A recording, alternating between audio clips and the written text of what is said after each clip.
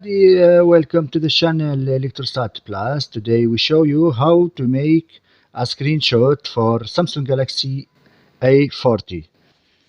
It's a simple method. Just you put your finger in this button, volume down, and button power at the same time. Tick. Is simple, easy. Tick. Very easy. At the same time, you put your two finger in the two button.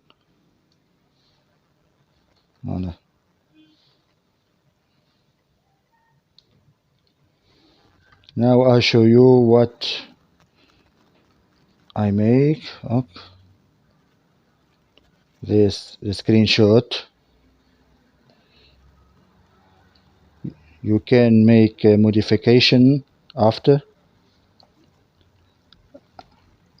And the second method, you go in the parameter and you go in the accessibility and you go in the interaction and active this assistant menu. Okay, you have this widget. You put in this capture d'écran screenshot. Up. You can after modification if you want, or delete, or no problem.